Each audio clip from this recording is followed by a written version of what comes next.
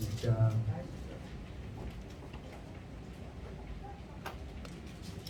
29절에서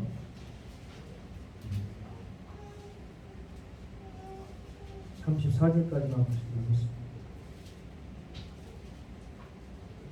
회당에서 나와 곧 야고보와 요한과 함께 시몬과 안드레의 집에 들어가시니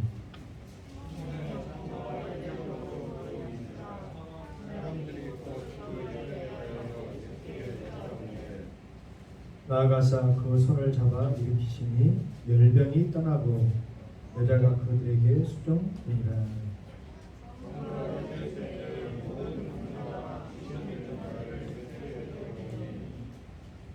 온 동네가 그 문 앞에 모였더라.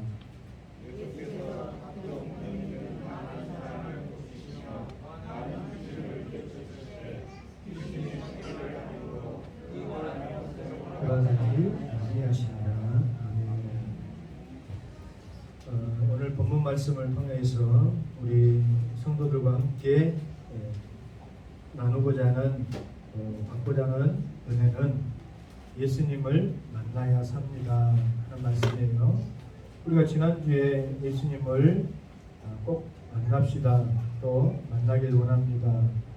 여러분들이 아멘으로 화답하고 그러죠.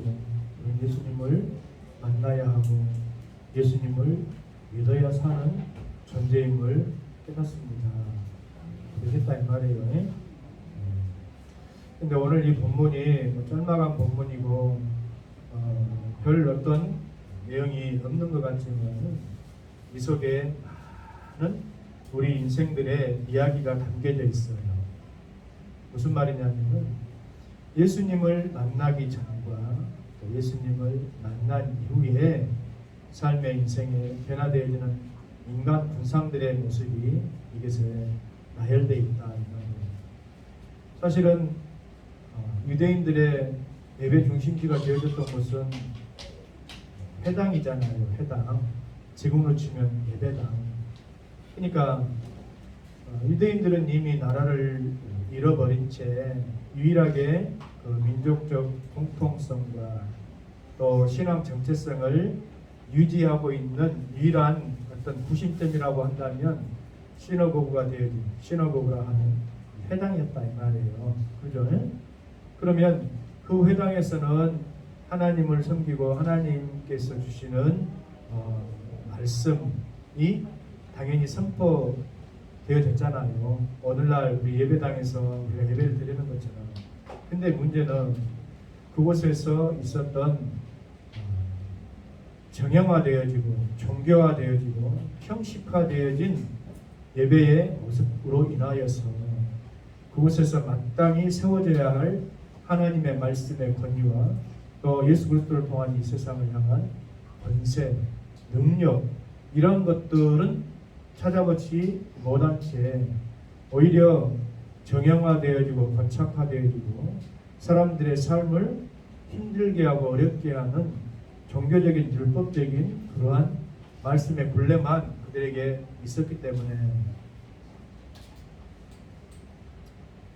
예배드리는 그 속에서 오히려 귀신 들린 사람이 있을 정도로 이미 회당은 하나님께 온전한 예배를 드리는 그 역할과 그 작용을 잃어버린 그러한 시대였다 하는 것을 배경적으로 우리가 잘 이해하고 있는 줄로 믿습니다.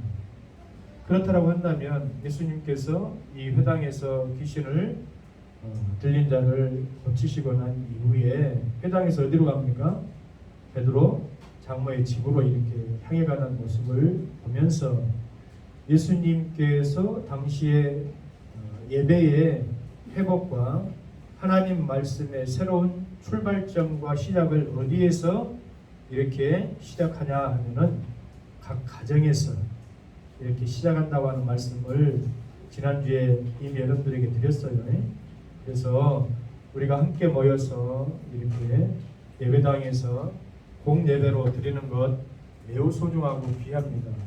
그러나 그것 이상으로 소중하고 귀한 것이 뭐다 그랬어요? 가정예배다 그랬어요.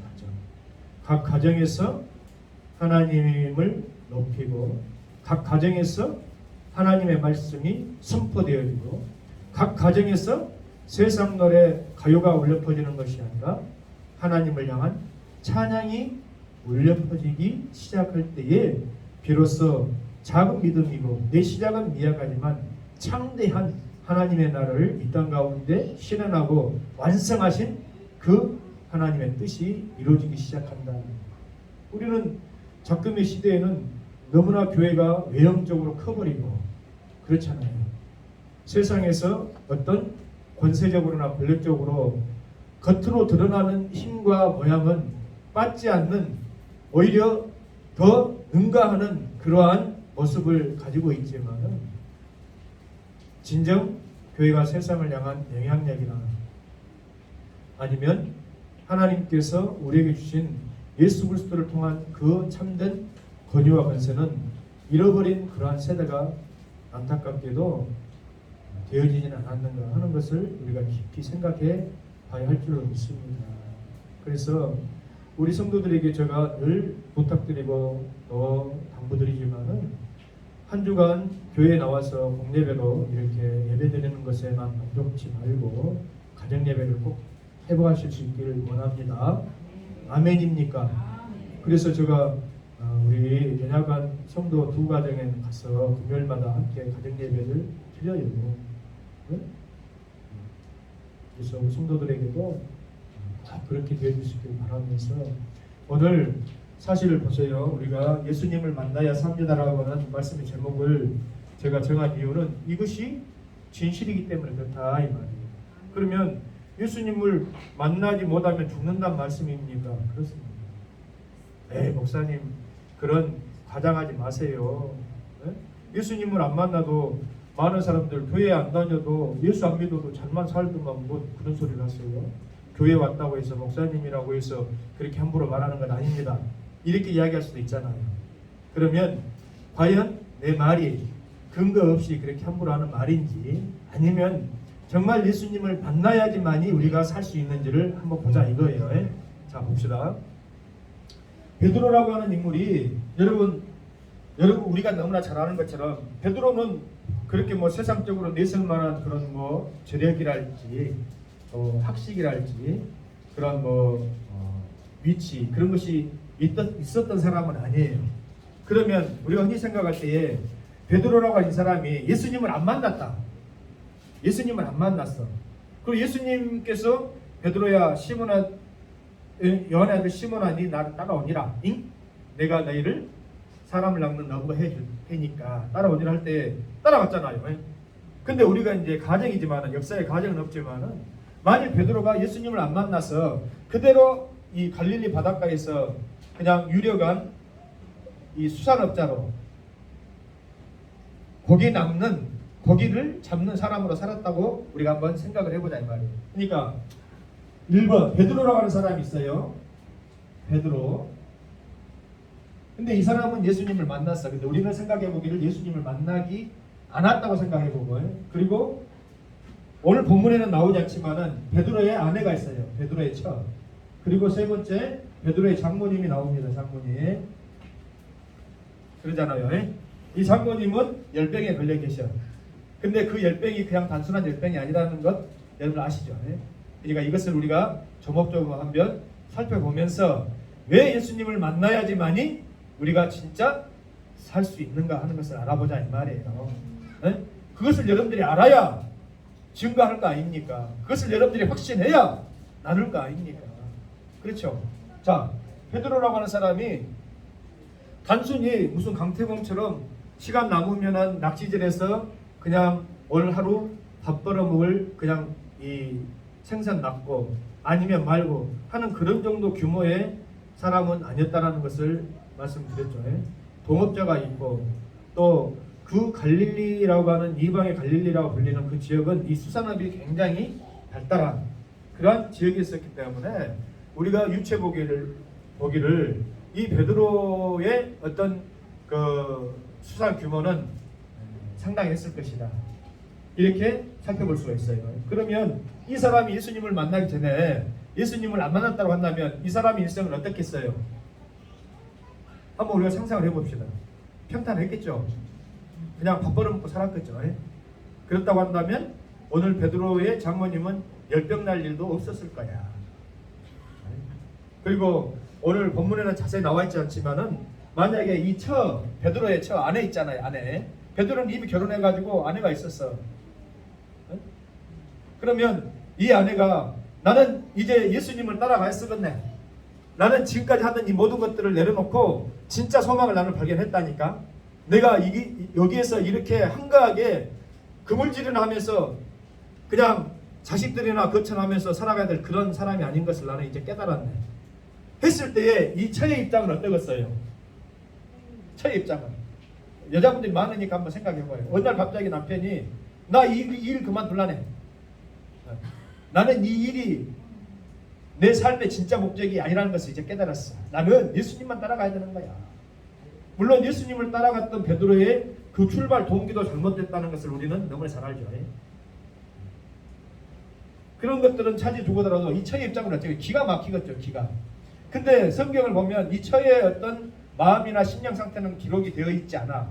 저는 이것을 유추해 볼 때에 어떤 생각이 드냐면 그 당시에 여자의 위치라는 것, 또 아내의 위치라는 것은 남편 말에 따르면 그냥 따르는 것이고 말에 많은 것이야. 인구 개수에도 들어가지 못할 정도로 이 좀 뭐한 말이지만은 대접을 못 받았다 이 말이에요. 대접을 못 받았어. 지금도 뭐 이 율법이 강한 어떤 그런 종교 색채를 쥐고 있는 이슬람권 문화에서는 그렇죠. 여성이 무슨 반론을 제기하지를 못해. 남편이 하라면 하라는 대로, 또 아버지가 하라면 하는 대로 따라야 되는 것이지, 만약에 그렇지 않으면 큰일 나죠. 근데 그 당시에도 그렇다 이 말이에요. 하나님의 율법에 얽매여 있던 그런 삶에 있었기 때문에 이 여인의 무슨 뭐 가타부타 말할 수 있는 무슨 뭐가 없었다 이 말이에요. 이해를 해. 근데 이제 중요한 것은 함께 살고 있었던 이 장모님이에요. 장모님. 여러분 지난번에 이야기했지만 베드로가 기본적인 인격이 되어진 사람이에요? 아니면 못돼 먹은 사람이에요? 기본적으로 인격이 되어 먹은 분이에요. 이분은. 왜냐하면 장모님을 모시고 살았다. 이것은 쉬운 일이 아니거든.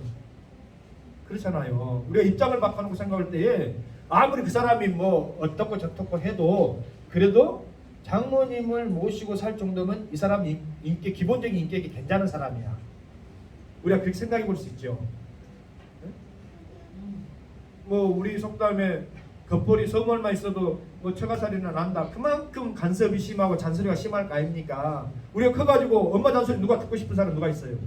조금만 머리 굵어지면은 그냥 다들 그냥 잘났다고 지 혼자 큰 것처럼 보이잖아요. 저 자신부터도 그랬던 것 같아요.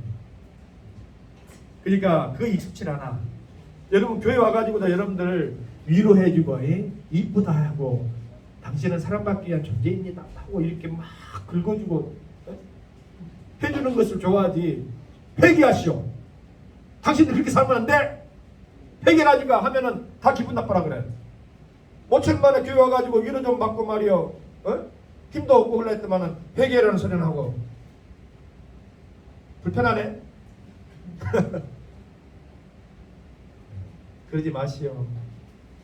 다 머리 굵어서 어른 되어져가지고 누구한테 잔소리 들을 것이요. 부모한테도 안 하는 잔소리. 근데 사실은 여러분들이 내 삶 가운데서 바른 삶의 기준을 정확하게 제시해주는 말씀은 어디서 듣지 못해요. 교회에 나와서 예배 나와서 하나님 말씀 드릴 때 그것이 생기는 것입니다. 곰곰이 한번 생각해 봐봐요.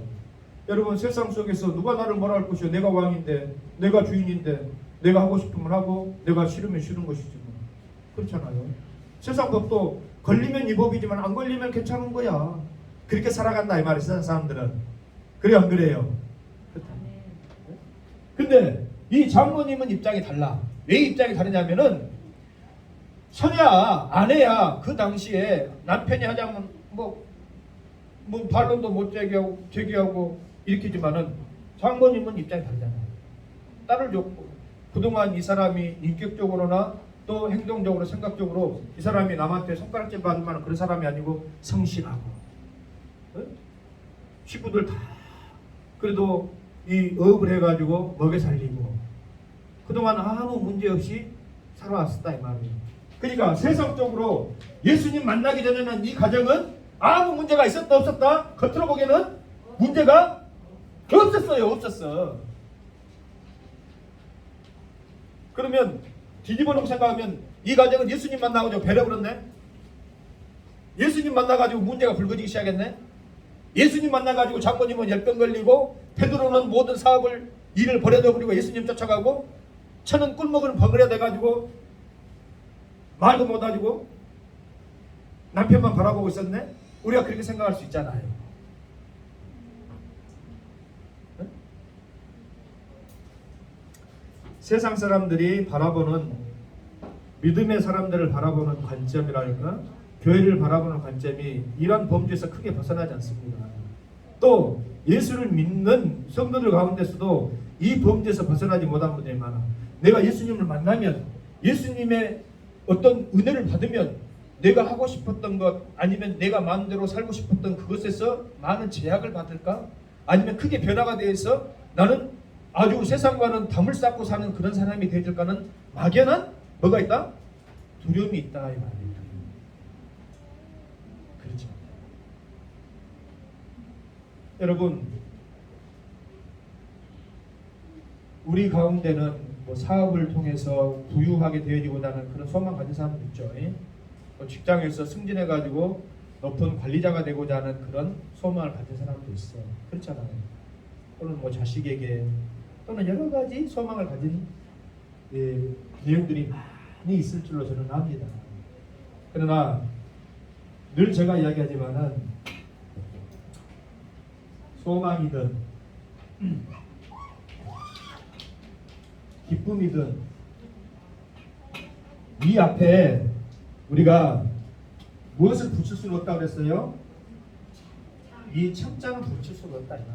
참자는 예수님 만나기 전에. 세상에도 소망이 있고 세상에도 기쁨은 있어요. 즐거움은 있지. 그럴 수 있잖아요. 어떤 사업하는 분들 예를 들면 내가 어떤 오다를 넣었는데 그것이 입찰이 되어져 가지고 나한테 낙찰돼서 그 사업을 하게 되면은 좋은 기쁨이죠. 사업적으로 형통이 가는 것입니다. 또 뭐 자녀가 원하는 대학에 들어가지고 자기 앞가림을 잘 한다 그러면은 그 기쁨이잖아요. 근데 그 앞에 찬물을 붙일 수 있냐? 그러지 못한다는 것을 인생을 살아보면 살아볼수록 우리가 아는 것입니다.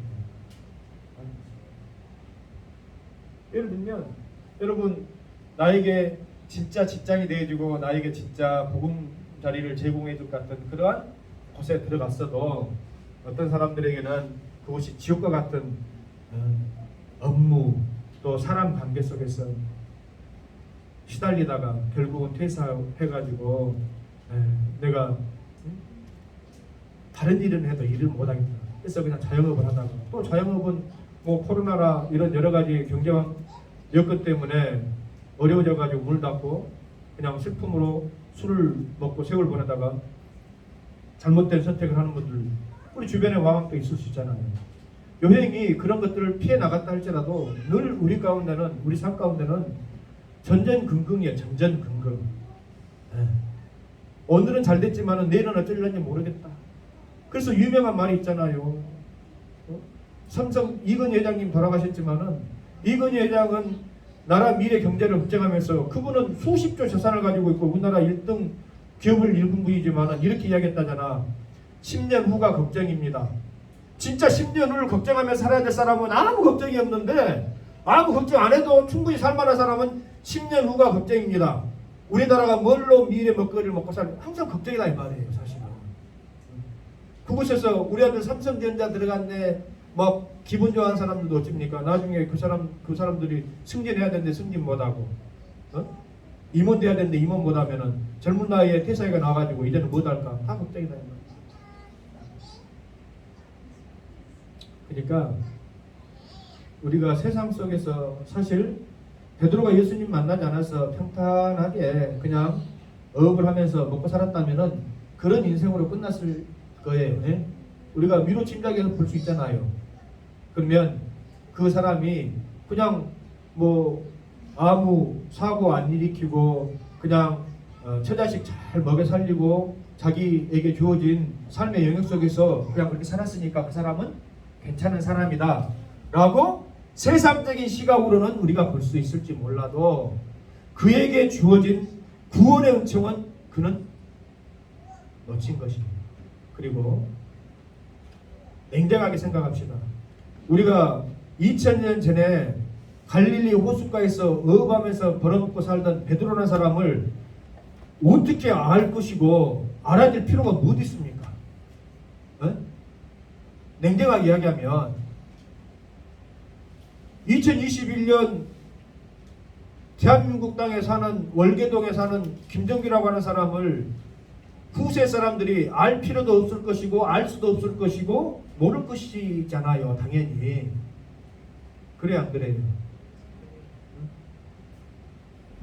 그런데 우리는 성경을 볼 때마다 베드로전서도 있고 후서도 있고 또 뭐 예수님의 수석 제자라고 할 때 베드로, 예수님의 그 가장 이 사랑받던 제자 3명을 들어가면 베드로, 야고보, 요한 이렇게 이야기하는데 베드로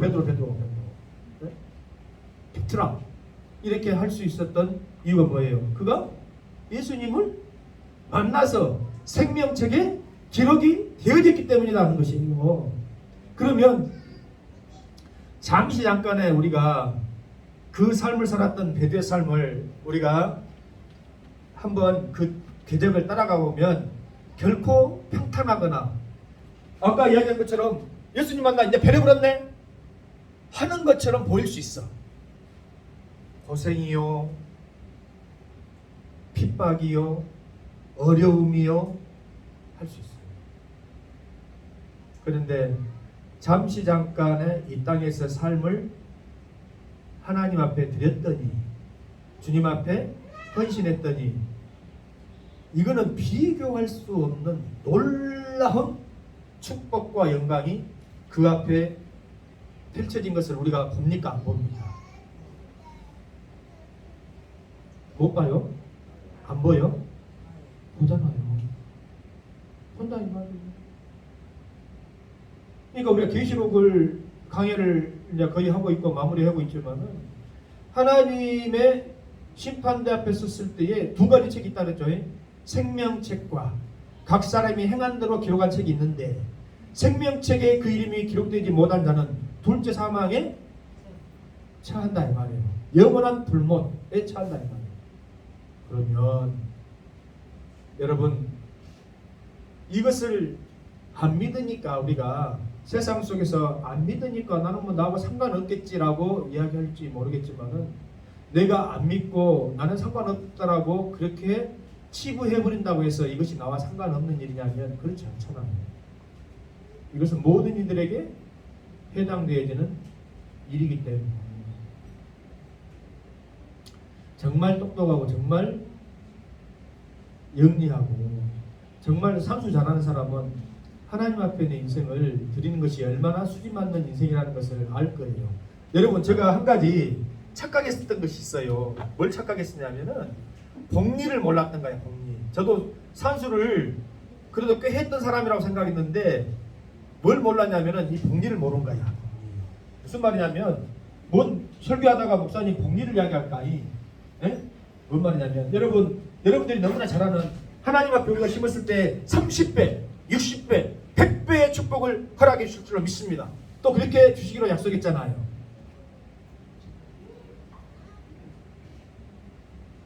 그런 소망이 없어요? 나는 뭐 하나님 앞에 내 인생을 드리면은 이것이 하나님 앞에 놀라운 축복과 은혜로 기록되어졌을 걸 믿고 나는 그렇게 합니까? 아니면은 뭐 아무 짝에 소용도 없을 거야. 그냥 하는 거야. 이런 사람은 없을 거예요. 근데 보세요. 나는 이것을 오해했어. 몰랐어. 뭐냐면 30배라면 내가 하나를 심었으면 여러분 이 2를 심었으면 30배는 당연히 30이죠. 30이. 아 그렇잖아요. 이거는 산수 못한 사람도 알 수 있어. 그러면 60을 심었으면 60배죠. 100배를 심으면 100배로 거두면 2를 심었는데 100이잖아요. 네. 이건 복리가 아니에요. 이건 하나님의 법칙이 아니다. 내가 기도하면서 깨닫는 것은 모르겠어요. 이것이 제가 깨닫는 거기 때문에 틀릴 수도 있는데 나는 그렇게 은혜를 받았다 이 말이에요. 뭐냐면 여러분 이걸 심었는데 30으로 하나님께서 복을 주신다면 이것이 30으로 그대로 있는 것이 아니고 30이 60배가 되는 거예요. 그럼 얼마 되냐면 6, 3, 18, 1800이 되는 거예요. 1800. 에? 나는 이걸 심었는데 그러면 100을 1800이 되게 되면 얼마예요? 얼마예요? 다시 100, 1000만, 10만, 100만 180만이 되어버린다. 180만이. 이것이 하나님이 주시는 놀라운 축복의 모습이라는 것을 깨달았다. 어허? 이것이 뭐 계산이 맞는가 그걸 시험보지 맞아. 여러분 우리 인생이 기르면 60이요 뭐 70이요 강건한 80이죠. 근데 우리가 만일 이 땅 가운데서만 삶을 산다고 한다면 나부터서 이렇게 안 삽니다. 그것은 바울이 그렇게 고백했다 이 말이에요. 만약에 우리에게 주어진 생이 이 생뿐이라고 한다면 이 기독교를 믿고 예수를 믿는 사람은 이 세상에서 제일 불쌍한 사람들이 되어질 것이고 그렇게 살지 말아라 그랬어요. 그러면 나부터서도 그냥 60이고 70일 세월 마음껏 내가 살고 싶은데 살고 먹고 싶은 거 먹고 하고 싶은 짓 하다가 그리고 인생 끝 그렇게 살 거 아닙니까? 누구라도.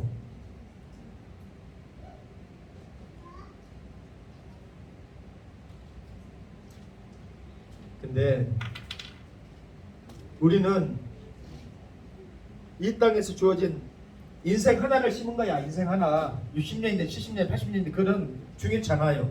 인생 하나를 심었는데 하나님께서 우리에게 주시는 것은 뭘로 갚아줘요? 네? 영생으로 갚아주잖아요. 하나님께서는.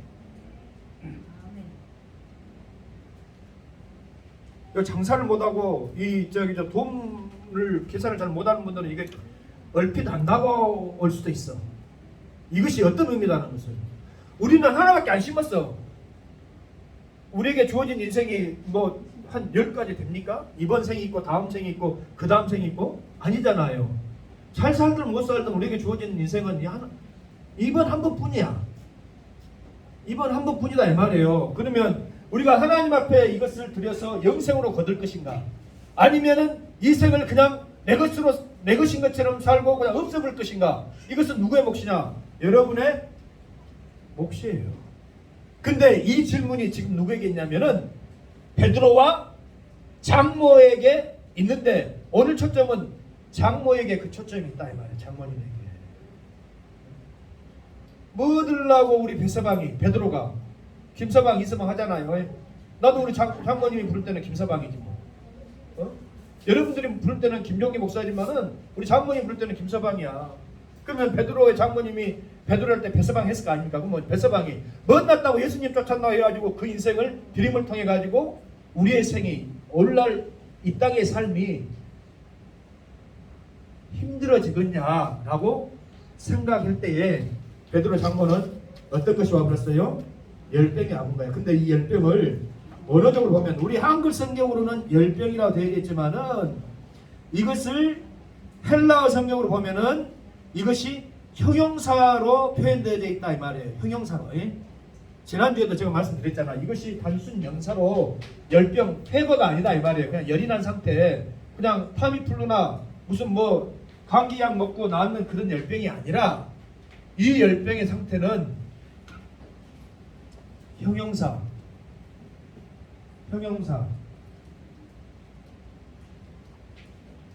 목사님 쉬운 말로 해주세요. 쉬운 말로. 형용사는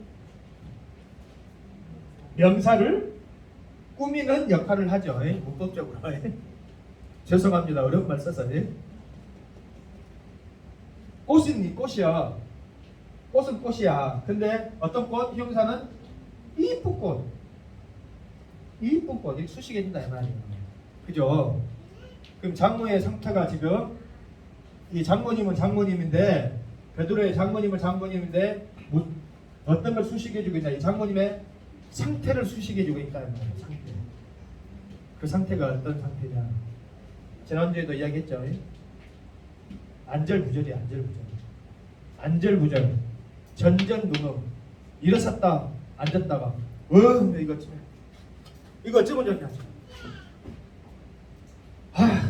미치겠네. 이거 지금 어찌면 좋냐? 여러분 그 상태로 한번 돌아가 보자 이 말이에요. 흥분하지 말고 차분하게 우리가. 장모님 지금 이렇게 흥분하겠어요? 안 하겠어요? 베드로의 장모님이 지금 흥분하겠냐 안 하겠냐고. 왜 해요? 멀쩡히 보세요. 장모님을 모시고 산 사위는 괜찮은 사람이야. 밥 안 굶겼어. 밥을 안 굶겨줬잖아요.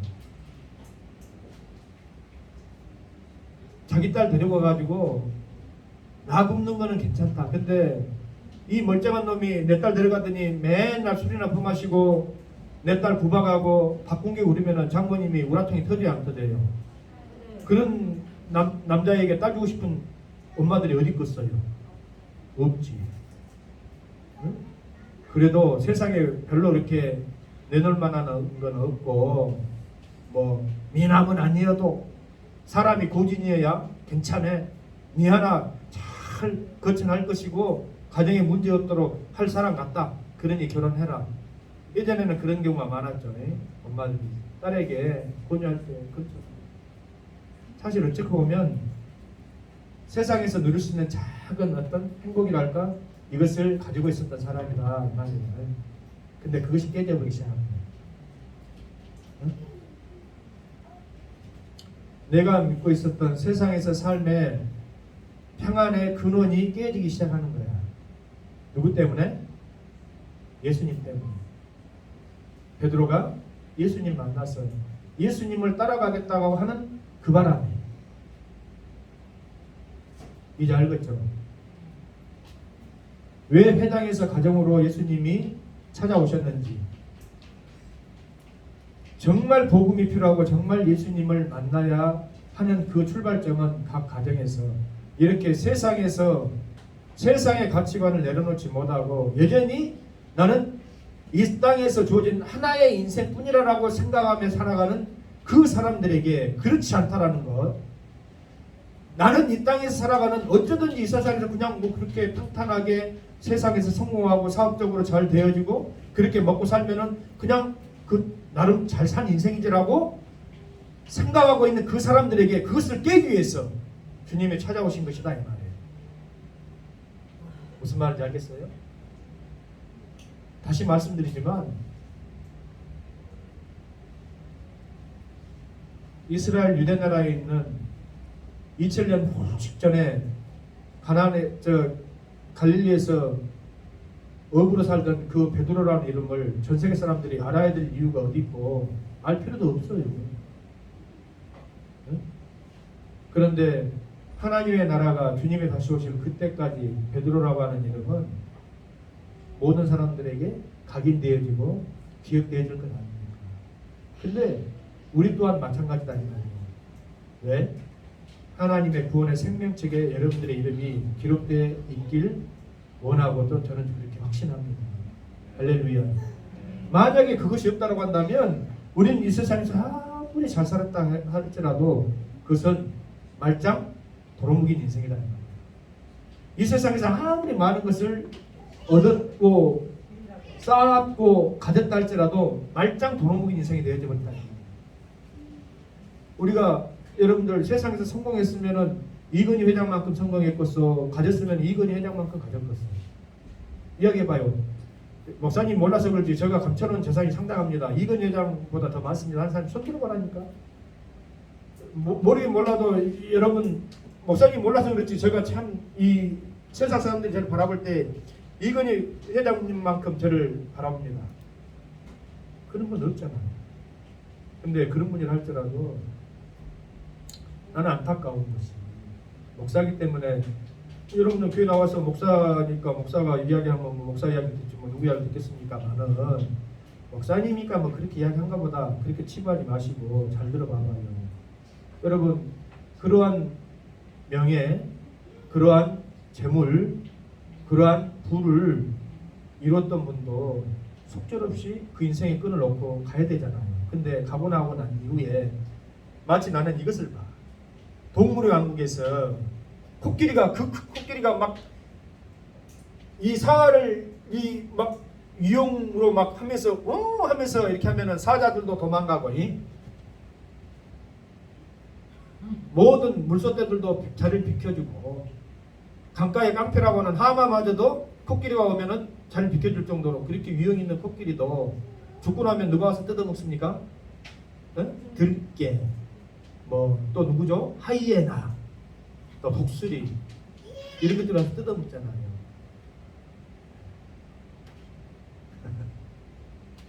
나는 그런 것을 보는 거예요. 뭐 이건희 회장님이 돌아가시니까 무슨 뭐 이건희 컬렉션 해가지고 우리가 보지 못했던 그 막 그냥 그림들도 이렇게 내놨습니다. 봅니다.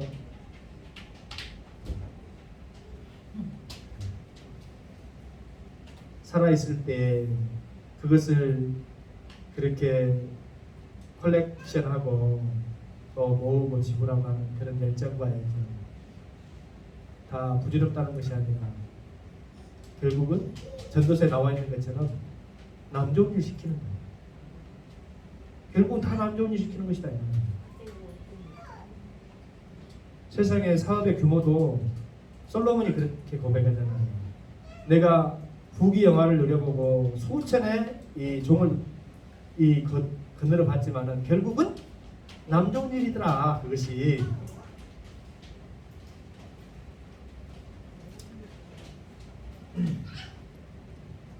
최근에 고 박원순 시장의 유족들이 그 딸이 이렇게 원망어린 이야기를 했더라고요. 뭔 이야기를 했냐면 아버지 살아있을 때 빚져가면서 여성 단체들에게 다 퍼졌는데 우리에게는 빚만 남겨놓고 다 퍼졌는데 나중에 보니까 그분들이 더 원망하고 아버지를 걸고 넘어지고 그러더라. 다 남 좋은 일이에요. 네. 세상에서 그분이 뭐 어떤 명예를 얻었든 어떤 헌신의 삶을 살았든 그것을 무가치하다고 이야기하는 것이 아니라 결국은 본질을 예수님을 만나지 못하고 참된 인생의 가치를 깨닫고 그것을 위해 살지 못하면 결국은 여러분들 그래 봐야 결국은 다 헛된 것이고 다 남 좋은 일이었구나 하는 것을 여러분들이 아셔야 됩니다. 그걸 아셔야 된다. 그러니까 이 베드로의 장모가 지금 전전긍긍 뭐 노발 대발 뭐 여러 가지로 이야기할 수 있겠죠. 어떤 심리 상태를 이야기하고 있으니까. 근데 그분은 반드시 예수님을 만나야 돼. 왜? 그들을 놔뒀다가는 그런 어떤 원망과 원통함 속에서 그냥 죽고 말 거니까. 근데 예수님이 찾아오셔서 그에게 손을 내밀면서 그를 어떻게 말합니까? 어떻게 말해요? 그 여자에 대해 예수께서 나아가서 그 손을 잡아 일으키시니 라고 되어 있잖아요. 일으키시니. 그러면 밥도 못 먹고 힘이 없어서 누워있는 늙은 여인을 예수님이 강제로 젊은 총각이 일어나시오! 지금 어두고 있어 지금. 해가지고 이렇게 예의 없이 무례하게 일으킨 거 같이 생각되십니까? 여러분 이곳에서 일으키시니 할 때 이 용어를 여러분들이 잘 아셔야 된다 하는 거예요. 이 일으키시니 하는 일으키다고 하는 이 헬라어 단어에는 우리 한글에는 일으키다고 되어 있지만은 헬라어 단어는 에게이로라고 표현돼요. 에게이로. 이것은 뭐예요? 부활.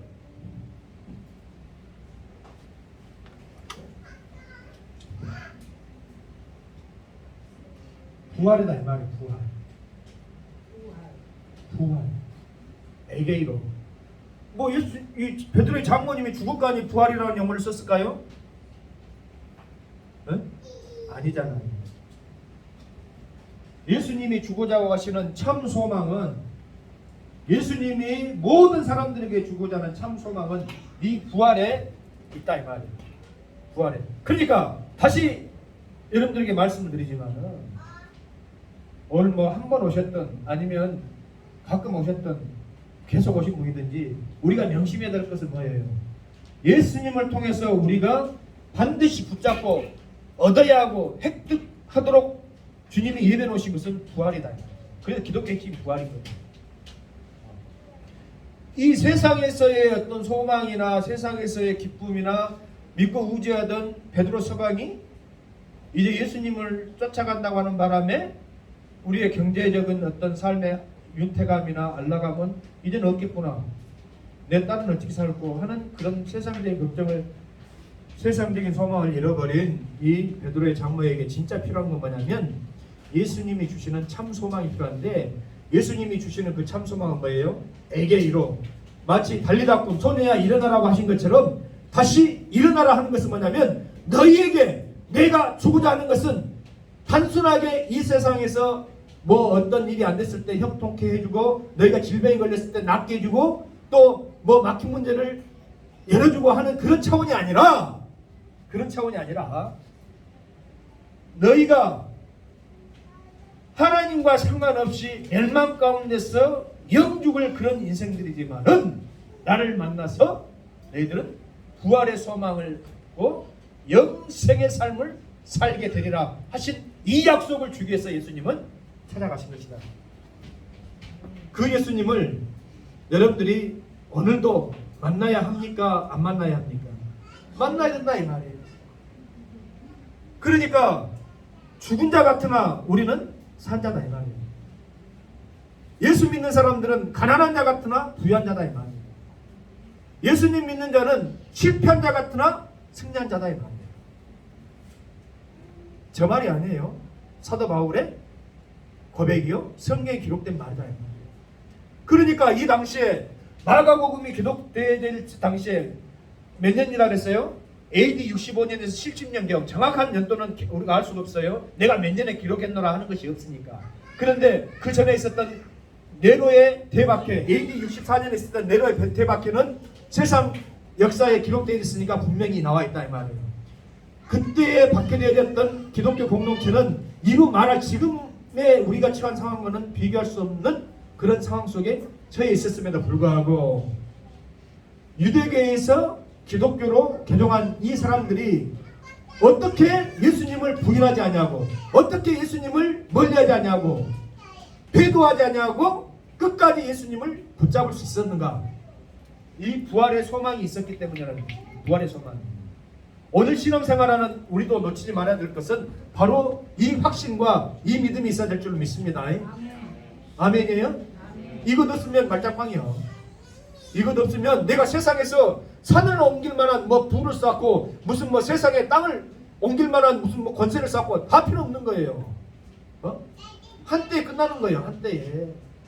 한때 그 하나를 붙잡고 살 것인가, 아니면 하나를 심어서 영혼을 우리가 소유할 것인가, 그 선택을 우리 하나님께서는 예수님을 통해서 우리에게 말씀하실 때에 여러분 어떠실 거냐 이 말이에요. 과연 우리 다 똑똑하잖아요. 미련한 사람들이 아니잖아요. 그런데 이런 말씀을 100번 드려도 제가 항상 고민되는 건 뭐냐면, 이런 말씀을 여러 번 드려도 안 믿는 사람은 안 믿어. 예수님을 못 만나는 사람은 못 만나. 그 중에 대표적인 사람이 누구냐면 가룟 유다였다. 여러분 베드로도 있고 베드로의 처도 있고 뭐 장모님도 있지만은 오늘 본문의 내용이 아니지만은 3년 동안 예수님을 통해서 함께 동고동락하고 먹고 마시고 예수님의 말씀을 듣고 예수님을 따랐던 예수님 제자 가운데 어떤 사람이 있었냐면 가룟 유다라는 사람이 있어요. 가룟 유다. 여러분 이 사람은 예수 안 믿는 사람도 교회 안 가는 사람도 한 번쯤은 들어봤다 이 말이에요. 예수님을 팔아먹은 배신자. 근데 이 사람을 정의할 때 예수님이 뭐라고 말씀하시냐면, 너는 차라리 이 세상에 정말 두려운 말이에요. 이 세상에 가장 두렵고 제일 큰 욕은 아마 그 말일 거야. 너는 이 세상에 차라리 나지 않았으면 좋을 뻔했다. 그는 원래 마귀에게 속한 자라 이 말이에요. 우리는 몰랐지만은 내 소속이 어디에 있다고 하는 것을 나는 몰랐지만은 예수님은 분명히 이야기하시는 거야. 너가 하늘에 속한 하나님의 나라의 하나님의 자녀이고 하나님의 예수님의 신부로서 이 땅에 존재하는 사람인지, 아니면 미안하지만 우리는 인정하기 싫지만 악한 어둠에 속한 사단 마귀의 소속인지를 이야기합니다.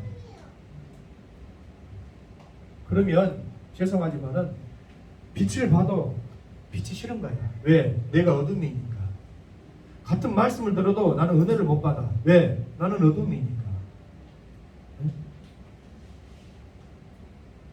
똑같이 어떤 일을 놓고 그것을 해석하는데 나는 전혀 엉뚱한 해석을 해. 오늘 우리 박은정 집사가 기도를 통해서 간증을 했지만은 저는 그것을 몇 번 이야기를 했지만은 그것을 많이 막 다른 분들처럼 막 그 광고하고 또 막 크게 자랑하고 했지 않았던 이유는 내 자신을 알기 때문에 그런 거예요. 내가 부족하고 연약하고 내가 비록 그들 위해서 눈물을 흘려서 기도하고 안타까워했지만은 그 일을 행하신 이는 우리 하나님이라는 걸 내가 알기 때문에. 그런데 한번 보세요. 어떤 사람은 믿음으로 바라보는 사람은 그것이 하나님이 행했다. 하나님이 그 아이를 부족한 종들의 기도를 들어서 역사해 주셨다고 깨닫게 되어지잖아요. 근데 어떤 사람은 뭔 소리야? 그런 소리 하지 말어. 의학이 발달해가지고 의사가 살리고 약이 좋아져서 치료받으니까 왜 나은 것이지? 아니 그렇게 이야기합니다. 그래요 안 그래요? 똑같은 사건 이벤트를 보고도 해석이 달라져 버려. 소속이 어디냐에 따라서. 나의 나된 것은 하나님의 은혜고 지금까지 지내온 것 주의 크신 은혜라 한량없는 주의 사랑 어찌 이루 말하랴. 그렇게 고백하는 것이 우리 믿음의 사람들이지만은 하늘에 소속되어 있는 하나님 믿음의 사람들의 고백이지만은 세상 사람들은 어째요? 그렇지 않다 이 말이에요. 이걸 모르겠어요? 모르겠네요.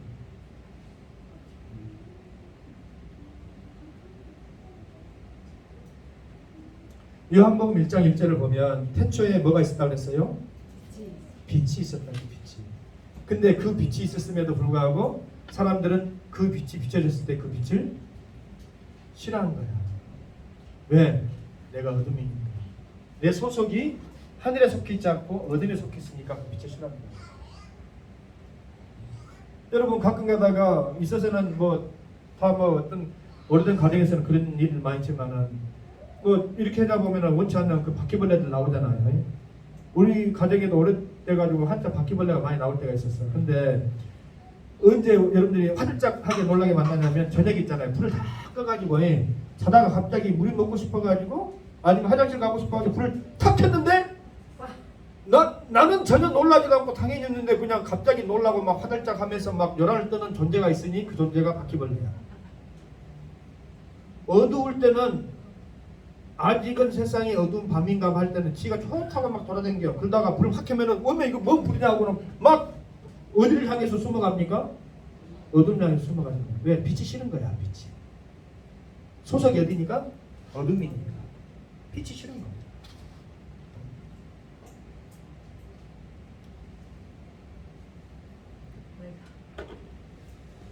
여러분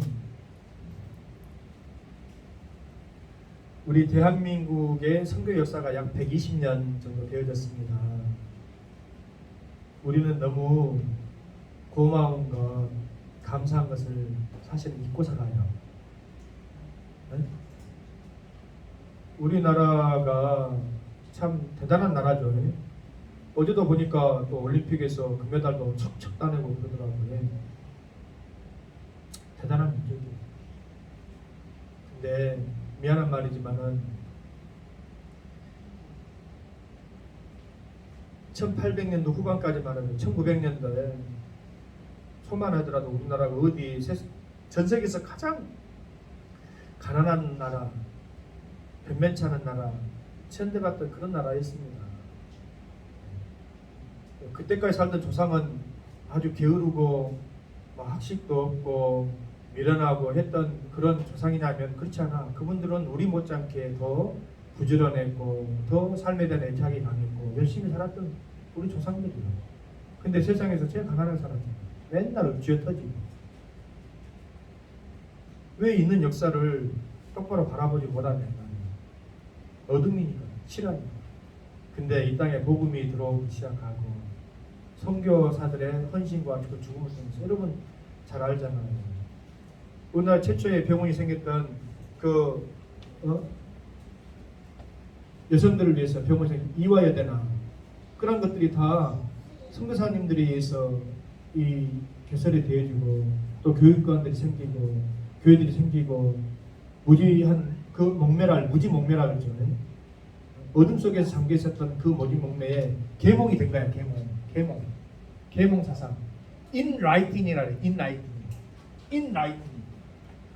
안으로 빛이 들어간다 이 말이에요. 어둠 속에 빛이 들어갔는데 그 빛을 우리는 제대로 받은 거야. 우리 민족은, 이 나라는.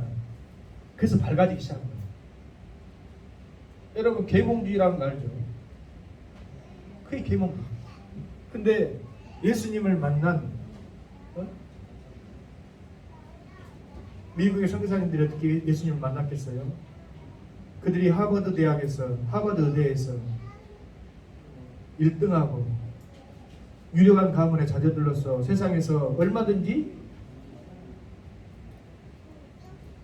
대접받으면서 살아갈 수 있는 그런 위치에 있는 분들이 있잖아요. 언더우드 선교사, 로젠타 홀 선교사, 양화진. 언제 한번 기회가 되면 제가 우리 성도들과 함께 양화진 선교사님들 모여게 한번 가보고 싶어요. 기가 막혀요. 그분들이 조선 땅에 와가지고 못났다고. 우리 시가로 보면 그분들은 예수님 만나가지고 인생 좀 과격 표현이지만 인생 조져본 분들이야. 그 잘 나가는 나라에서 여러분 서울대 의대도 들어가기 힘든 판에 하버드 의대에서 1등하고 그런 분들이 우습게 여기지 말아요. 대단한 분들이야. 세상 명예, 세상 자랑 다 버리고 이 땅에 아무 연고도 없는 데 와서 스스로 예수 그리스도의 참 복음의 증인들로서 예수님을 만나서 참 영생의 부활의 주인공들로 그분들이 생명책에 기록되어진 줄 믿습니다. 할렐루야. 네, 말씀의 결론을 맺고자 합니다. 여러분 예수님을 만나야 삽니다는 말씀의 제목을 제가 정한 이유는 예수님을 만나야 진짜 우리에게 주고자 하시는 예수님의 그 부활의 영생을 우리가 누릴 수 있고 소유할 수 있기 때문이라는 것이에요. 믿습니까? 그리고 예수님은 우리를 통해서 하나님께서 완성하시고자 하시는 그 창조의 어그러졌던 사단마귀로 인해서 또 우리의 불순종을 죄악으로 인해서 어그러졌던 그 창조의 질서를 완전히 회복하기를 원하시죠. 그것이 오메가다 이 말이에요. 오메가. 알파요 오메가라고 할 때 내가 시작이요 나중이요, 내가 시작이요 마침이라 할 때 이 마침이라고 하는 것은 완성의 의미가 있다 해서 완성 컴플리트 완성.